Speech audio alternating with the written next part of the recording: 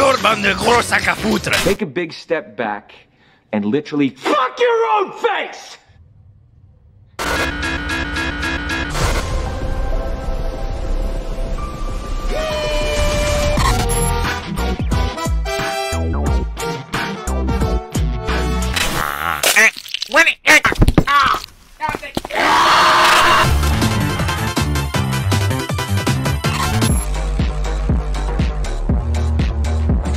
Now, who's gonna stop me? Stop! I'm out on the tongue department. Elmo.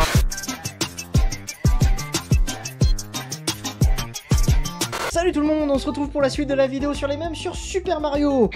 Coucou. Si vous avez loupé la première partie, le lien est dans la description, on y passe en revue plein de mèmes emblématiques. Oui.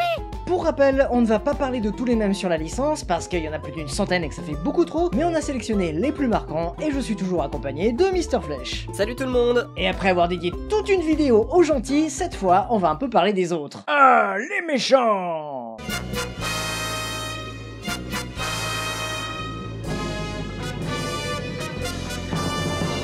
Le personnage de Wario a été créé en 1992 par Hiroji Kiyotake pour être le grand méchant du jeu Super Mario Land 2 sur Game Boy. Il est le double maléfique de Mario et par conséquent son rival. Obéissez à Wario, détruisez Mario. Mais il fait aussi office de comic relief comme Brutus dans Popeye, personnage qui a servi d'inspiration à sa création au même titre que Stromboli de Pinocchio. D'ailleurs, en parlant de cartoon, dans un épisode de la série de 1989, on peut apercevoir ce qui ressemble à un proto-Wario, et ce, 3 ans avant sa création. C'est moi!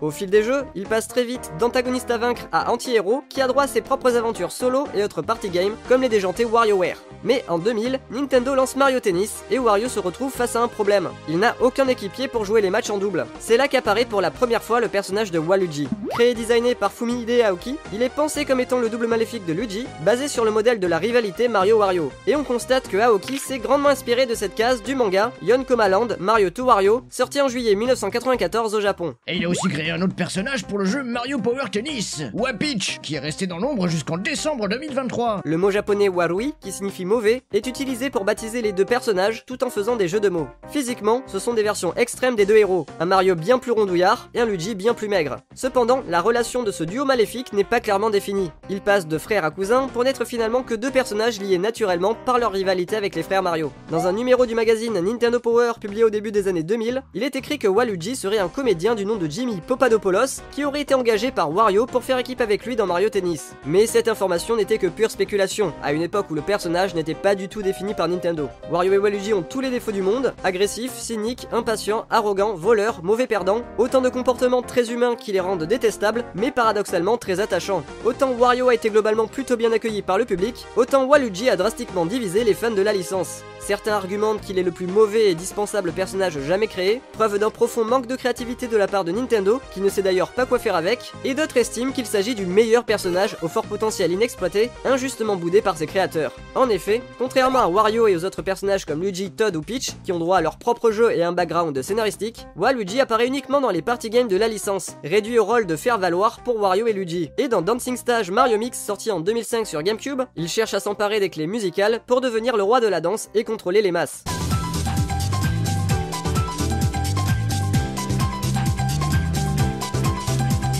Et le moins qu'on puisse dire, c'est qu'il a réussi. Le personnage connaît une immense popularité auprès des communautés sur internet. L'un des premiers temps forts de Waluigi sur le web fait également référence à la rumeur Hell is Real dont on parlait précédemment. En 2005, une rumeur prétend que Waluigi peut être débloqué dans le jeu Super Mario 64 DS, en récoltant toutes les étoiles le plus rapidement possible. Elle se répand sur les réseaux sous le nom de Purple Prizes, après le post de ses images sur DeviantArt par King Bowser Koopa le 1er avril 2005.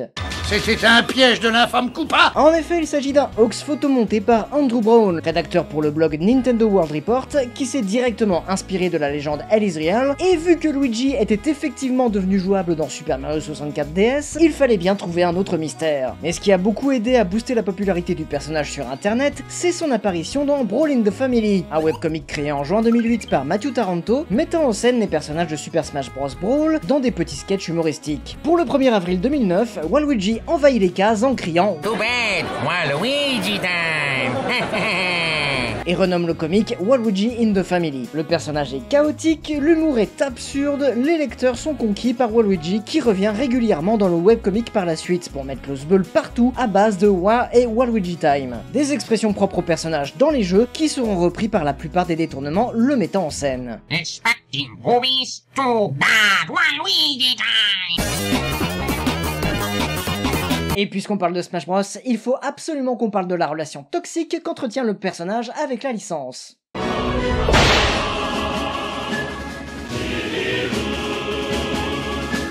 Dans Super Smash Bros Brawl sorti en 2008 sur Wii, Waluigi apparaît pour la première fois sous forme d'un trophée head qui vient donner un coup de main au joueur en tabassant l'adversaire avec sa raquette, en référence à sa première apparition dans Mario Tennis. L'ajout du personnage dans cette licence culte a redonné de l'engouement aux fans, créant toujours plus de détournements à la gloire de leur idole, mais surtout attendant fébrilement de le retrouver dans le roster du prochain opus de la saga, qui sort 6 ans plus tard sur Wii U et 3DS. Masahiro Sakurai, le créateur de Smash Bros, annonce la présence de Waluigi, mais encore une fois en tant que trophée head. Il appuie son annonce avec cette phrase qui a marqué les fans du perso, et qu'on pourrait traduire en « c'est pas en forçant qu'on rentre dans le game ». Dès lors, la relation est devenue quelque peu tendue entre les fans de Waluigi et Sakurai. Et quand Nintendo décide de lâcher un amiibo du personnage, c'est la ruée totale au point qu'il est aujourd'hui difficile de s'en procurer un, surtout à un prix décent. Enfin, en 2018, sort Super Smash Bros Ultimate sur Switch, et là, c'est le drame. Waluigi ne fait toujours pas partie des combattants jouables. Oh shit.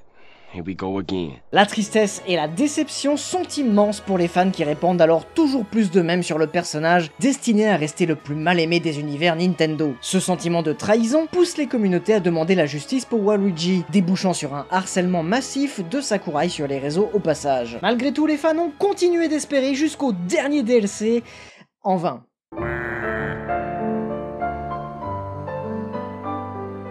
Mais peut-être qu'en fait tout le monde se trompe et que Waluigi est présent dans Smash Bros depuis le début.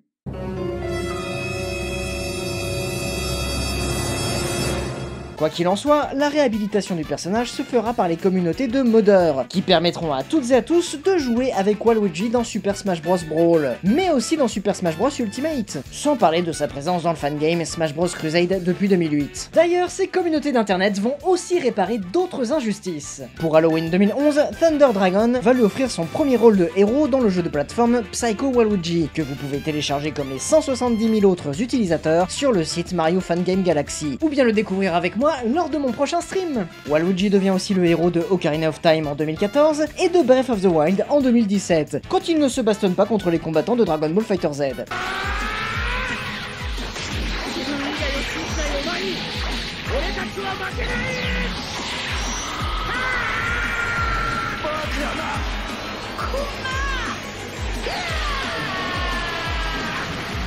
C'est assez impressionnant de constater tout l'amour porté à Waluigi sur internet depuis plus de 15 ans maintenant. Entre les dizaines de pages Tumblr qui lui sont dédiées, les tonnes de fanart sur des sites comme DeviantArt, et son subreddit qui fait partie des 5% des plus grandes communautés sur ce site, sans parler du poème Ode to Waluigi écrit par Sam Daly et qui a même gagné un concours au Canada en 2012. Oh, purple mustache clever Waluigi, thou art such a genius, when it is thy time to attack Mario and Luigi.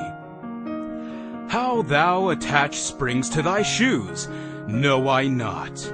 Le personnage est dépeint de plein de façons. Comme une nouvelle incarnation de la Trollface, il a le caractère typique du hater qui cherche à nuire à tout prix aux autres, tout en jalousant leur bonheur. Et quand Nintendo fête l'année de Luigi entre 2013 et 2014, toute sa communauté réagit en le surexposant en ligne. Contraint de rester dans l'ombre et voué à ne jamais être mis sur le devant de la scène par ses propres créateurs, Waluigi assouvit alors sa vengeance en envahissant les espaces de liberté numérique pour prendre toutes les places sur des affiches de jeux ou de films par exemple, tout en faisant des jeux de mots honteux avec son cri fétiche. Dont il abuse également en reprenant avec sa voix nasillarde des chansons populaires comme Alléluia de Leonard Cohen, qui figure parmi ses reprises les plus appréciées. Alléluia, Alléluia, Alléluia, Waluigi. D'ailleurs, Matthew Taranto, le créateur de Brawl in the Family, a posté pas mal de reprises Waluigi-esques sur sa chaîne YouTube.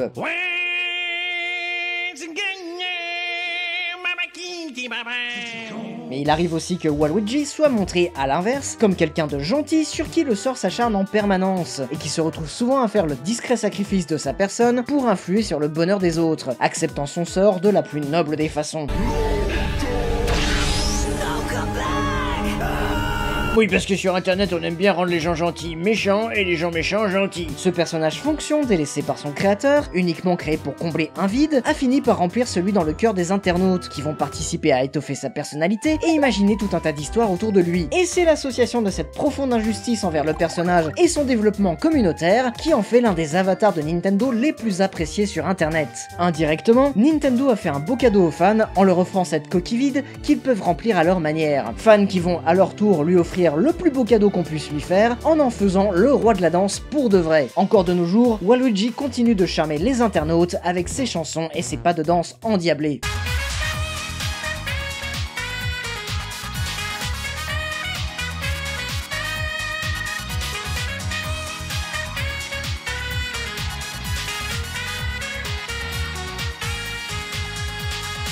Comme le dirait son partenaire Wario, il a fini par gagner, mais à quel prix ?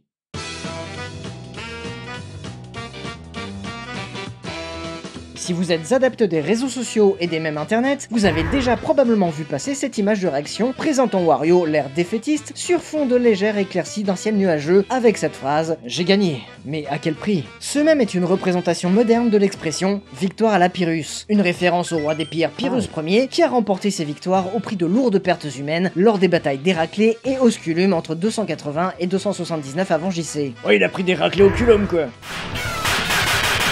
Cette image, digne d'un poster de motivation, est utilisée pour mettre en avant les petites victoires des utilisateurs qui ont dû sacrifier bien trop de choses pour y arriver. Utilisée dans tout un tas de situations plus absurdes les unes que les autres, le principe de gagner étant synonyme de troller ou faire de la merde. Tout sacrifier pour aller jusqu'au bout d'une blague, tel ce Wario qui garde le sourire, tout en souffrant visiblement d'avoir dû aller aussi loin dans sa connerie. Un peu comme quand tu forces pour faire passer une réforme en reniant les principes démocratiques et que tu te retrouves avec le peuple dans la rue, prêt à tout cramer. Ou comme quand tu finis par être forcé à racheter Twitter parce que t'as voulu trop faire le malin, et que tu fous le réseau en l'air par la même occasion pour récupérer le fric que t'as perdu. Ah, mais c'est pas possible! Ce montage a vu le jour en 2014 sur Tumblr, à partir de l'avatar de défaite de Wario issu de Mario Party 8, et connaît quelques variantes mettant en scène Waluigi cette fois. Bien évidemment, il y a une similitude avec Thanos quand il récupère la pierre de l'âme, et il y a aussi diverses versions HD, ou avec d'autres fonds, ou encore avec un montage des répliques de Charles Martinet.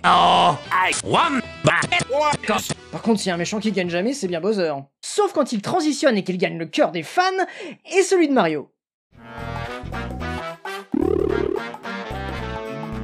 C'est l'heure de parler du boss de fin. Bowser, ou King Koopa en version japonaise, est le grand méchant de la licence depuis le premier jeu Super Mario Bros.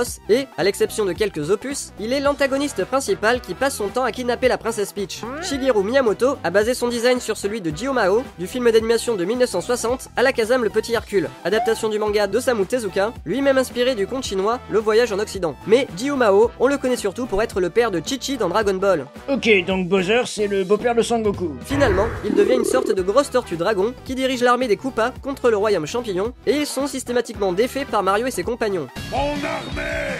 Mes Koopas! Mes Goombas! Mais je sais pas quoi! Mais à force de persévérance, il finit par prendre le pouvoir pour remplacer Reggie Fils-Aimé en devenant CEO de Nintendo of America. En effet, depuis 2019, la branche américaine de la firme est dirigée par Doug Bowser, ce qui a donné lieu à beaucoup de blagues, y compris de la part de Nintendo lors de l'annonce. Que ce soit Peach ou le public, Bowser n'a jamais vraiment réussi à les charmer, mais tout a changé grâce à un objet créé spécialement pour le jeu New Super Mario Bros. U Deluxe sorti en 2019, la Super Couronne, un power-up qui permet à Toadette de se transformer en Peachette, ce qui a causé pas mal de questions sur le lore de l'univers et le lien qu'il pourrait y avoir entre les Toads et les humains. Les vieux de la veille se rappelant cet artwork des années 80, présentant une princesse Toadstool plus proche d'un Toad que d'un humain. Et si Peach et les autres princesses de l'univers n'étaient en réalité que des Toads évolués? Mais outre les théories de fans, cette super couronne va déclencher quelque chose d'énorme sur internet quand elle sera associée à Bowser.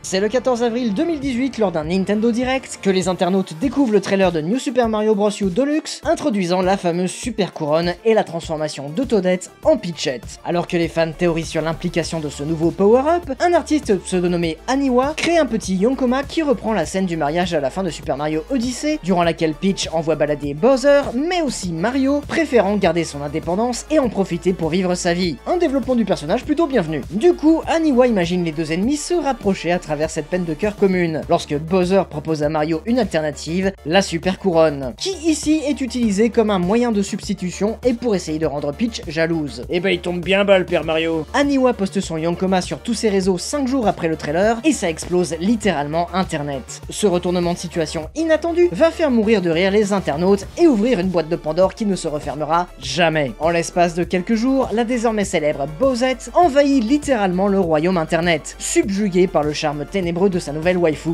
Très rapidement, d'autres utilisateurs reprennent le comic d'Aniwa pour modifier Bowsette en y intégrant des éléments plus représentatifs de Bowser. C'est ce qui donnera naissance à sa première variante, plus dark, plus athlétique et plus rousse. Cette Peach dominatrice au caractère de feu a excité l'imaginaire de milliers d'artistes qui vont noyer les réseaux sociaux sous un raz-de-marée de Bowsette durant les jours suivants. Et ça n'a pas qu'impacté uniquement l'Occident, mais aussi le Japon, où le hashtag Kupaime fait tout autant de ravages et pète le million de tweets en quelques heures le 24 septembre. Au point que des mangakas célèbres se prêtent au jeu, comme Akira Yasuda, connu pour les artworks de Street Fighter 2, ou encore Yusuke Murata, le dessinateur de One Punch Man. Sans oublier Kulkyo Shinsha, l'auteur de Miss Kobayashi's Dragon Maid. La ressemblance entre Bowsette et le personnage de Toru étant plus qu'évidente. À cause de leur grosse queue. Des articles de presse sont consacrés au phénomène, devenu le même le plus populaire du moment, éclatant la concurrence de l'époque, représentée en particulier par Bongo Cat.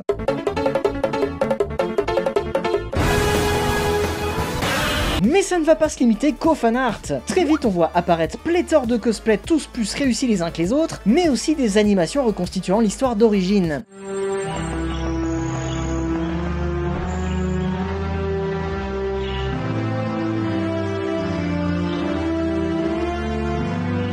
Ou d'un autre genre, imaginant le personnage dans diverses situations et environnements. Mais c'est pas cohérent, ces 10 barres sont pas carrées. Grâce à la magie des mods, elle est intégrée à la place de Bowser dans les jeux Super Mario Bros, permettant aux joueurs de l'affronter. Mais on peut aussi carrément l'incarner dans divers opus de la saga Smash Bros, dans le fameux Super Mario 64, ou dans d'autres licences comme Zelda Breath of the Wild, ou voire même dans Skyrim. À l'instar de Waluigi, elle a droit à ses fangames avec Super Bowsette, qui s'arrêtera malheureusement à la bêta. Et le 25 septembre, Miss Gandacris crée son amiibo non officiel. Des chansons sont composées à sa gloire, comme celle de Starry Sky publiée le 16 octobre, ou celle de The Choke Kitters en janvier 2019. D'ailleurs, ils ont aussi sorti une nouvelle version de leur clip en avril dernier, avec des animations réalisées par leur communauté.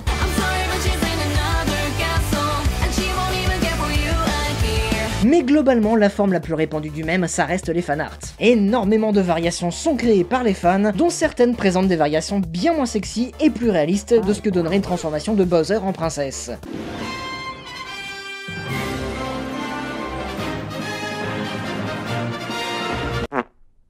Et Mario dans tout ça? Eh bien le public découvre sa part d'ombre, son kink le plus secret. Oui, Mario a toujours inconsciemment souhaité se faire dominer par Bowser, mais il refusait seulement de se l'avouer. Il laisse donc tomber Peach et se soumet au charme ravageur de son ennemi de toujours, devenue sa nouvelle princesse. Comme en témoigne le nombre tout aussi vertigineux de Rule 34 créés durant ce mois de septembre 2018. En effet, entre le 23 et le 26 septembre, les recherches sur Bowsette ont explosé les compteurs sur Pornhub. Et dès le 1er octobre, Wood Rocket publie la toute première version porno live. Vache, ils ont pas perdu de temps. This is happening so fast.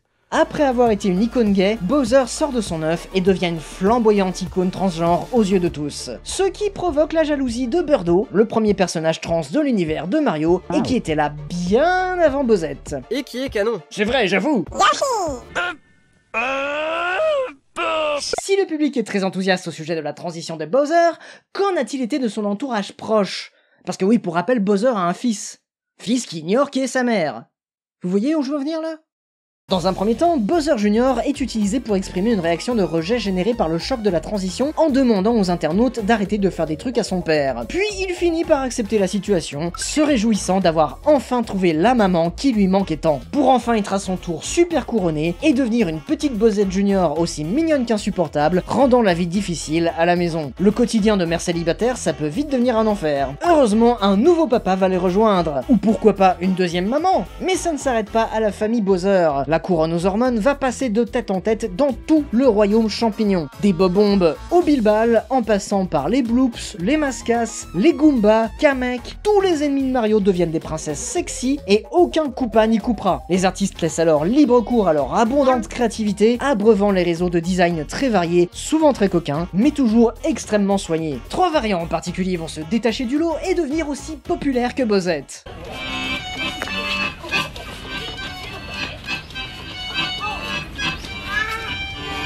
Bouette, c'est le résultat de la super couronne sur les bouts, ces petits fantômes avec qui on joue à 1, 2, 3 soleil et qui avancent doucement dans notre dos en tirant la langue. Cet aspect du personnage définira le caractère de cette Bouette extrêmement timide, contrainte de ne pouvoir se dévoiler qu'à l'abri des regards. Elle symbolise également la réponse des japonais à Bowsette. On la voit apparaître le 24 septembre sur le Twitter japonais, avant de se répandre sur Reddit, puis envahir l'internet occidental. Comme pour Bowsette, beaucoup de fanarts de tout genre sont créés et aussi beaucoup de cosplay. Et quand on sait le rapport qu'entretient ce pétochère de Luigi avec les fantômes dans les jeux Luigi's Mansion, la romance qui s'ensuit apparaît comme une évidence, et Bouette finit par courir après son petit moustachu verdoyant. Bien que calqué sur la relation Bowsette-Mario, le couple Bouette-Luigi, lié par une grande timidité réciproque, apparaît comme beaucoup plus attachant et beaucoup plus mignon. On peut aussi trouver une variante gothique nommée Peachy Boo, et créée par Mike Lunsford, bien qu'elle soit plus discrète dans les détournements. Ouais, en fait, c'est plus une version vampire que fantôme avec le look de Lady Dimitrescu. Et surtout, elle a été éclipsée par une autre princesse gothique bien plus agressive. Dans l'armée de Bowser, il y a aussi ces gros boulets à la mâchoire redoutable enchaînés à des piquets, et qui sont basiquement des gros chiens de garde. Oui non mais il y a vraiment zéro limite sur internet les gens. Ça en dit long sur la tendance masochiste des êtres humains. Zana Maoria va donc imaginer Chompette. À l'origine une taularde enchaînée, elle va vite évoluer pour devenir une charmante gothique sadomaso au comportement très canin. Elle a bien plus de variants que Bouette, et tout autant de versions sexy. Et elle est mise en couple avec Waluigi. Pourquoi? Bah on sait pas, mais apparemment les internautes veulent absolument mettre tout le monde en couple.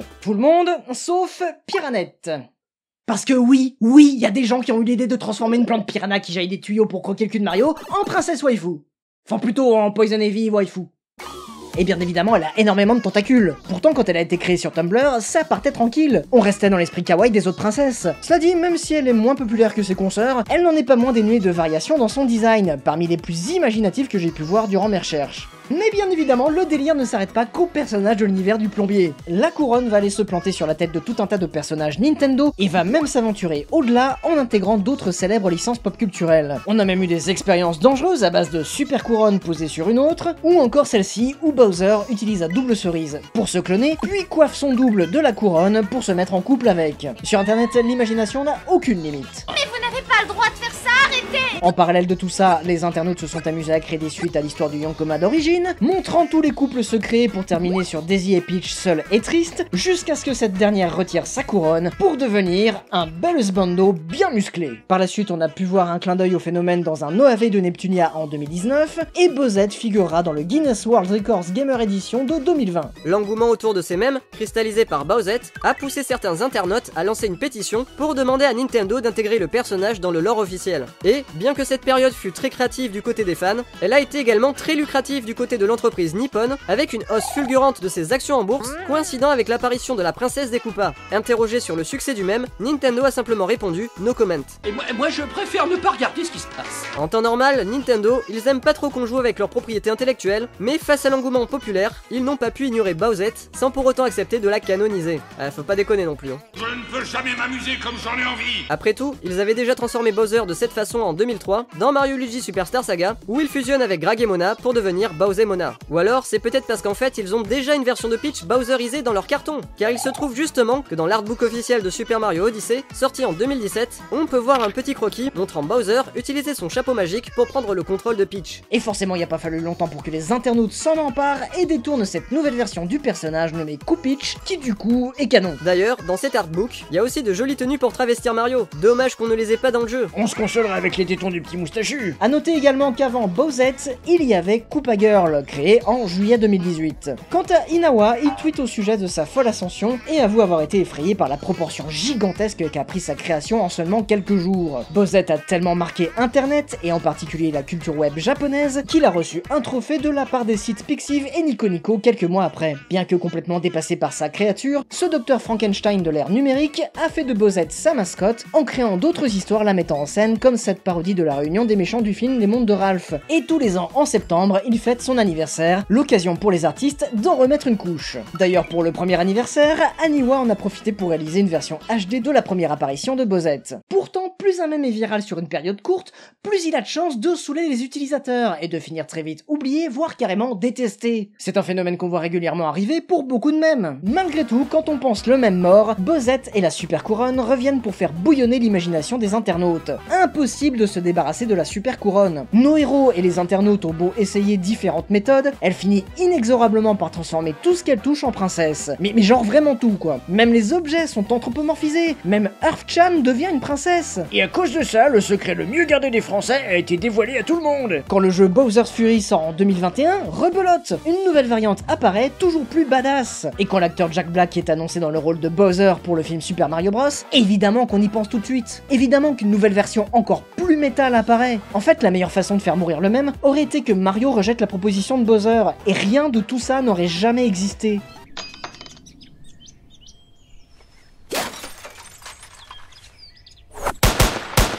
Mais 5 ans après, Bowser est toujours là, plus flamboyante que jamais. Et de toute l'histoire d'internet, on a rarement vu une telle quantité de fanart en si peu de temps. Mais en vrai, quand on y réfléchit bien, Bowser et la super couronne, bah c'est ni plus ni moins que la redécouverte par les internautes néophytes de cette bonne vieille règle 63, dont je vous parlais déjà plus en détail dans mes vidéos sur les règles de l'internet. En effet, à la base, on n'a pas besoin de super couronne à la con pour changer le genre de nos personnages préférés, comme en témoigne cette Lady Chomp de 2013. Mais bon, on va dire que la super couronne, ça rajoute une notion de pitchisation en plus du changement de genre. Bah ça devrait même pas. En réalité, toutes ces transformations n'ont aucun sens puisque la super couronne ne fonctionne qu'avec Toadette. Les autres personnages qui récupèrent ce power-up gagnent 10 pièces au lieu de se transformer. Ok, donc tout n'est qu'une vaste escroquerie. Ah bah tiens, justement, en parlant d'escroquerie, il est temps de parler d'une pointure dans le genre. Patrick Balkany?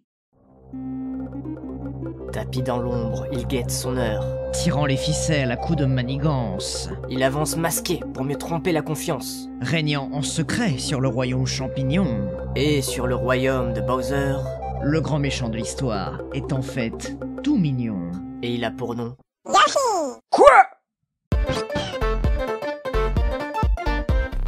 Yoshi est un membre de l'espèce des Yoshi vivant sur l'île Yoshi. Oula, gros lore! Inspiré par les oiseaux chevaux du film d'animation de 1984 Nausicaa de la Vallée du Vent, qui ont aussi inspiré Hironobu Sakaguchi pour les chocobos de Final Fantasy, on n'est pas mieux cadeau de chocobo. Yoshi a été créé pour être la monture de Mario dès le premier jeu Super Mario Bros. Mais la console n'était pas assez puissante et l'équipe de Miyamoto a gardé le personnage de côté. Il a été redesigné à plusieurs reprises pour devenir un petit dinosaure tout mignon avant d'apparaître enfin dans Super Mario World en 1990 au Japon. Dès lors, il ne quittera plus le petit plombier, et c'est même lui qui l'aura aidé à retrouver ses parents en tant que bébé.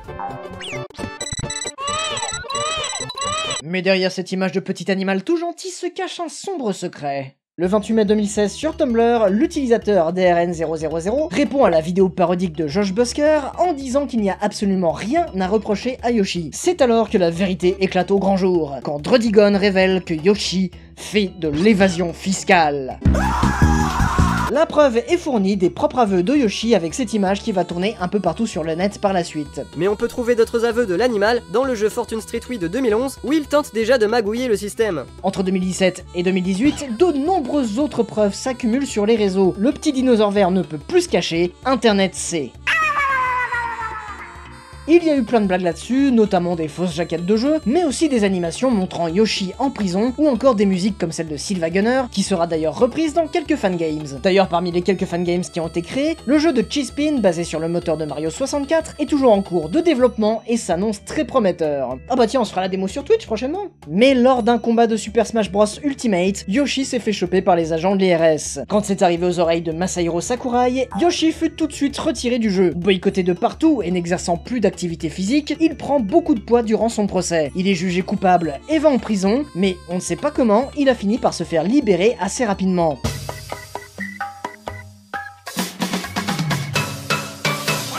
En ne payant pas ses cotisations, Yoshi empêche le royaume champignon de prospérer et de développer un vrai système de répartition des richesses, qui pourrait, je sais pas moi, contribuer à la protection sociale des habitants du royaume par exemple, ou encore à développer un système anti-kidnapping pour la princesse Peach. Le petit dinosaure est donc directement responsable des problèmes de société. Et puis quand c'est comme ça, qui c'est qu'on appelle? Le plombier prolo immigré. Ce qui fait donc de Yoshi le vrai grand méchant de l'univers Nintendo, contrairement à Kirby, qui participe à l'effort commun lui. En même temps, il est turbo déter comme gars. Et puis y a pas que la fraude fiscale, le mec ment carrément sur son identité. Tout le monde le connaît sous le nom de Yoshi, qu'il utilise pour se rendre mignon, puisqu'en réalité le mot a une connotation très positive qu'on peut traduire par bien, super ou chance. Mais en fait, on apprend dans le manuel officiel des personnages de Nintendo que le gars s'appelle T-Yoshizorb Munchakupas. Thierry donc. Derrière son apparence de petit dinosaure glouton, Yoshi est lui-même une fraude. Son père Yobi doit être tellement déçu. Sans parler de sa meuf Birdo. Mais quand même, je me demande comment il a pu en arriver là. Enfin, je veux dire, on ne naît pas méchant. I'm not bad. I'm just drawn that way. En remontant la première apparition de Yoshi dans Super Mario World, on peut relever certains indices inquiétants. Mario se sert de Yoshi comme tremplin pour franchir les longs gouffres, en le sacrifiant sans éprouver le moindre remords. Et il le force à dévorer les ennemis en le frappant violemment sur la tête pour faire sortir sa langue. Ça a été confirmé par les créateurs. Mario ne pointe pas du doigt la cible de Yoshi, il le frappe vraiment. Pendant le développement de Super Mario Maker, on a commencé à se demander pourquoi la main de Mario bouge quand Yoshi sort sa langue dans Super Mario World. Beaucoup de gens pensaient que Mario pointait une direction en disant « Allez !» et que c'est pour ça que Yoshi tire sa langue. Mais c'est pas ça? En fait, on a fait l'animation avec l'idée que Mario frappe la tête de Yoshi qui sort alors sa langue sous l'effet de surprise. Oh vraiment? Rire? Il y a même un petit effet sonore, rire, mais on a pensé que les gens se sentiraient mal pour Yoshi, alors on a décidé de faire passer ça pour Mario qui dit « Go !» Rire. Rire. L'effet ne trompe pas. Yoshi est victime de maltraitance et le véritable méchant de l'histoire n'est autre que Mario. Ou alors, Mario savait très bien que c'était un petit bâtard et donc il a aucun remords. Mais ça expliquerait aussi les angoisses profondes de Luigi qui serait en réalité sous l'emprise toxique de son propre frère. Il y a des vents ici, j'en suis sûr. Mais tu me caches les couilles. Alors arrête de m'ennuyer avec tout ça, tu m'entends? Turns out that Mario is an asshole. Bref, ça a quand même l'air bien sombre du côté des supposés gentils. Et puis bon, on a bien vu dans le dernier film Super Mario Bros que Bowser, il est peut-être pas si méchant que ça en fait. Eh bien, il faut croire que l'amour perce les carapaces les plus dures. Bravo, vous êtes arrivé jusqu'à ce point de la vidéo, vous débloquez le niveau bonus.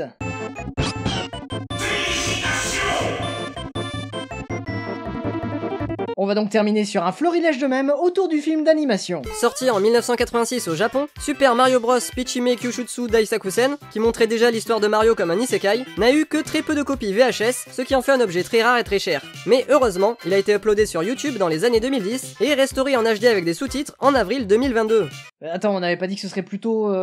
Évidemment, aujourd'hui, quand on parle du film d'animation Super Mario Bros, on parle bien de celui qui a explosé les high scores du box-office en avril dernier. Produit par Illumination et Nintendo, ce film est une véritable lettre d'amour à tous les fans du plombier et à l'univers Nintendo en général. Il est bourré de références et d'easter eggs plus ou moins obscurs qu'on s'amuse à relever. D'ailleurs, j'ai fait une vidéo qui les répertorie quasiment tous. Si on m'avait dit un jour que je verrais un film sur Mario au cinéma... Mais c'est arrivé!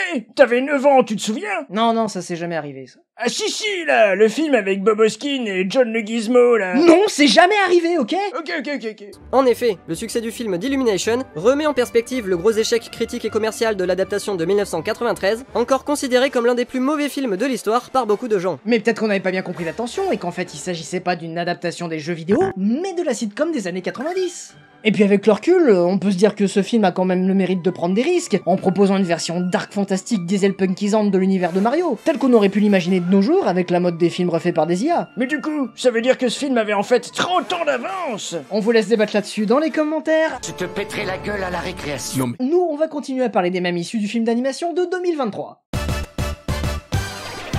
Les premiers mèmes autour du film apparaissent dès septembre 2021, après l'annonce du casting des voix US lors d'un Nintendo Direct. Du côté des fans, le choix des comédiens a été plutôt mal reçu, et subira beaucoup de moqueries au travers de divers détournements. Les images officielles ont été parodiées en présentant des choix de comédiens encore plus éloignés des rôles, pour bien appuyer sur le côté éclaté du casting, et pour cette histoire d'Elon Musk en Wario, c'est une référence à son interprétation du personnage dans un sketch de SNL quelques mois auparavant. Certains vont même créer des vidéos en imaginant le rendu du film basé sur des montages avec différents extraits et apparitions des comédiens en live action.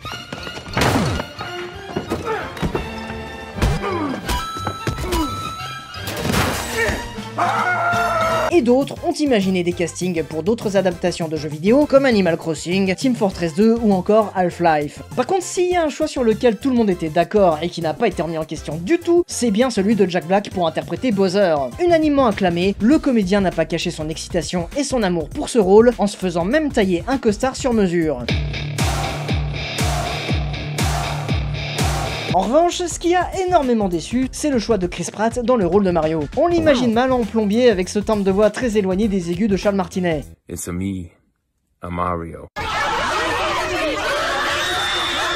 D'ailleurs, beaucoup n'ont juste pas compris pourquoi Martinet n'avait tout simplement pas été choisi pour le rôle. De plus, Pratt ne semble pas faire beaucoup d'efforts pour interpréter son rôle, lui donnant une image d'égocentrique qui fait passer sa personnalité avant celle de ses personnages. Beaucoup de montages reprendront les scènes les plus célèbres de Jurassic World où il dompte des vélociraptors, qui deviendront logiquement des Yoshi. Okay.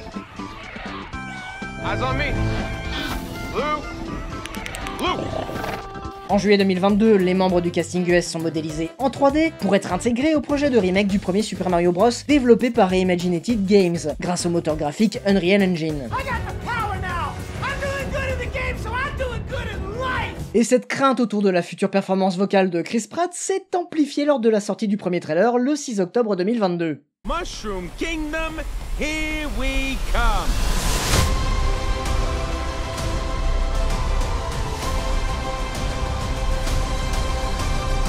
À ce moment-là, le monde entier nous a envié le talent de nos comédiens français qui nous ont offert la meilleure version des personnages.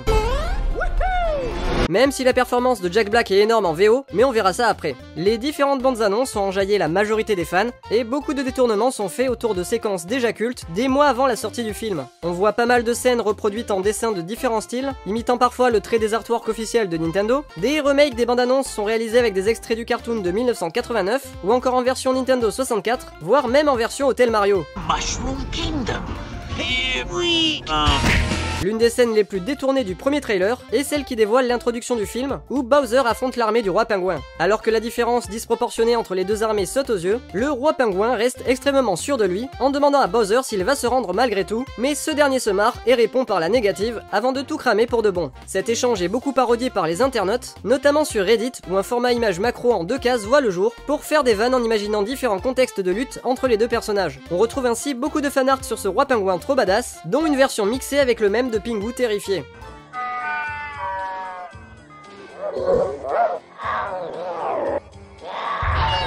Cette scène se termine par Bowser qui s'empare de la super étoile en criant Now who's gonna stop me? Et c'est là qu'on nous montre l'arrivée fracassée de Mario. Ou pas.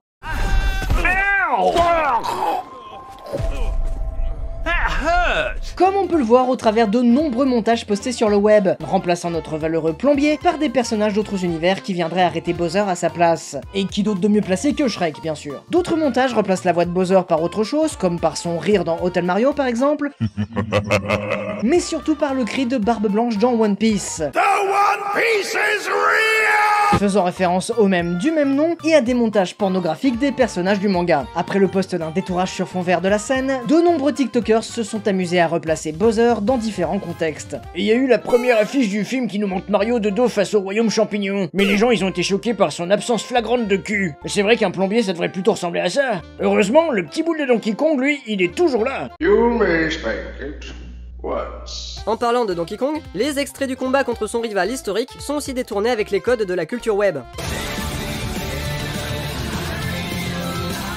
Et suite à la diffusion d'un teaser le 29 janvier 2023, qui nous en dévoile plus sur cet affrontement, ce coup de poing de Donkey Kong vers la caméra inspirait tout un tas de montages montrant différents personnages, comme Sonic le hérisson, Kratos le dieu de la guerre, Dio Brando de JoJo's Bizarre Adventure, Bob l'éponge, ou encore le fier prince des Saiyans en personne, recevoir la pêche dans la poire à la place du petit moustachu. 5 fruits et légumes par jour les enfants, comme Mario. Malgré la tonne de trailers et d'images, Nintendo et Illumination sont parvenus à garder énormément de surprises pour la sortie du film.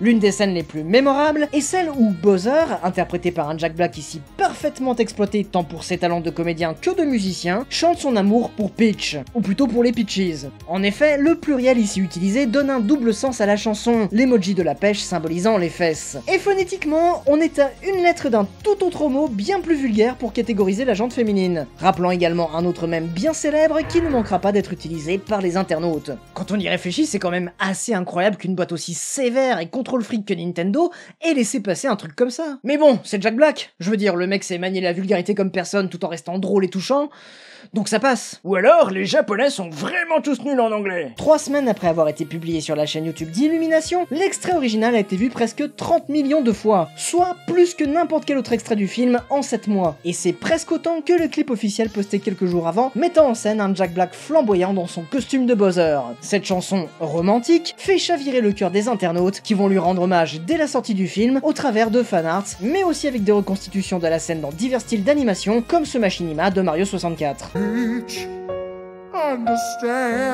On a même vu des reproductions de la scène dans des Lego Stores et dans divers TikTok. Bien évidemment, comme il s'agit d'une chanson, les détournements vont surtout prendre la forme de remix et de reprises. Et forcément, on trouve des mashups avec Never Gonna Give You Up de Rick Astley.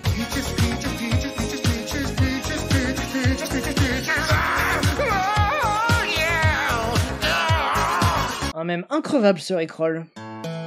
Mais personne n'était prêt pour la version chantée par Peach, surtout Mario. Bowser, Bowser, Bowser, Bowser, Bowser, I love you. Mamma mia! À cette occasion, Toad a aussi repris du service pour pousser la chansonnette. Et comme Jack Black avait déjà composé une chanson romantique avec son groupe Tenacious D, le mashup est apparu comme une évidence. I'm gonna fuck you softly. I'm gonna screw you gently. A noter que certains visionnaires avaient déjà pré-shot la chanson de Bowser dès septembre 2021, comme dans cette version où il déclare sa flamme à Luigi, contribuant au passage à étoffer toujours plus la romance entre les deux personnages. Luigi par-ci, Luigi par-là, on en revient toujours à lui dans votre sélection là. Ben c'est parce qu'il est partout en fait. Et blanc! Tu t'es fait Luigifié. Effectivement, au travers de toute cette sélection, on constate que Luigi garde une place privilégiée dans le cœur des internautes. Pourtant, à l'origine, il n'est qu'un simple swap color de Mario pour permettre de jouer à deux. Si Miyamoto a décidé qu'il serait le jeune frère jumeau de Mario, c'est Nintendo of America qui le baptisera Luigi, coïncidant avec le mot japonais Luigi qui signifie le type similaire. Au fur et à mesure, il gagne en personnalité et se détache de Mario pour devenir un personnage à part entière avec ses propres capacités. Et si son héros de frère est un personnage avec très peu de relief, Luigi, au contraire, aura une personnalité plus travaillée. Timide, prudent, bon et généreux, fragile, maladroit, trouillard et pleurnichard, des qualités et surtout des défauts qui le rendent plus touchant, plus humain et qui lui donnent aussi plus de mérite puisqu'il doit redoubler de courage et régulièrement se dépasser dans l'adversité. Mais pourquoi moi? Mais je ne peux pas traverser le pont-levis et j'attends un bébé. Et Internet s'est occupé de lui ajouter du caractère pour en faire un personnage plus complexe, voire même très sombre parfois, ressemblant bien plus à son double maléfique, tout autant apprécié des internautes. D'ailleurs sans Luigi, pas de Waluigi. Effectivement, c'est un argument imparable. Mais globalement, c'est plus sa sensibilité qui est mise en avant, et surtout son côté queer très prononcé, pour en faire un fier représentant de la communauté LGBT. That's Mama Luigi to you, Mario! Entre les conspirations, les fanarts et les YouTube poop, il est toujours là, quelque part, pour tirer la couverture, et piquer les robes des princesses, qui lui vont à la perfection d'ailleurs. Ah, c'est pour ça qu'il est devenu la princesse à délivrer dans le dernier film. L'habit ne fait pas le moine, surtout avec Luigi. Et comme il a fêté ses 40 ans en mars dernier, il fallait bien lui rendre un petit hommage au travers de ses vidéos. Je me demande si ça n'est pas le moment de m'interroger sur ma motivation profonde. Oh, en vrai, il était quand même cool, John Leguizamo. Fais confiance à la mycose. Le moins qu'on puisse dire, c'est que Mario a frappé fort dès ses premiers sauts dans l'univers vidéoludique, avec des jeux diversifiés, simples et innovants, mais qui ont su se renouveler sans cesse au fil du temps, et dont certains épisodes sont considérés comme des pierres angulaires dans l'évolution des jeux vidéo, inspirant par leur gameplay et leur technique. Mario c'est à ce point un daron du game que sans lui on n'aurait peut-être jamais eu Sonic. Ouch! Et côté même, comme les jeux, il y en a beaucoup. Ils ont accompagné les débuts de l'ère internet et contribué à la gloire de la culture web, notamment au travers des YouTube Poop. Dans cet espace de transformation culturelle chaotique au potentiel jusqu'alors inédit, les personnages de la licence, gentils comme méchants, sont approfondis, remodelés ou encore réécrits de toutes les façons possibles par les utilisateurs. Après plus de 40 ans, Super Mario est toujours là, plus en forme que jamais, que ce soit dans les jeux vidéo ou dans les adaptations avec le lancement d'une probable future saga au cinéma. Nul doute que les mêmes sur cette cet univers coloré et ses personnages attachants ont encore un bel avenir devant eux. Et vous, quel est votre mème préféré sur l'univers de Super Mario? Dites-le nous en commentaire. Dur de choisir, hein? C'est quoi ton préféré? Merci d'avoir regardé cette vidéo, on espère que ça vous a plu, et un énorme merci à Mr Flèche pour sa participation. Si vous aimez l'univers Nintendo, il y a fort à parier que vous trouverez votre bonheur sur sa chaîne YouTube et ses nombreuses vidéos sur le sujet. Et un autre énorme merci aux mécènes qui soutiennent financièrement cette chaîne. Si vous en avez l'envie et les moyens, n'hésitez pas à rejoindre ce club VIP pour avoir accès aux vidéos en avant-première et sans pub, et ce, quel que soit le montant de votre contribution. Moi je dis, pour le prix d'une baguette de pain, ça vaut vraiment le coup. Des sous-sous, des sous-sous. On se retrouve bientôt pour de prochaines vidéos, d'ici là, prenez soin de vous, et m'aimez-vous. Un grand coup de pêche.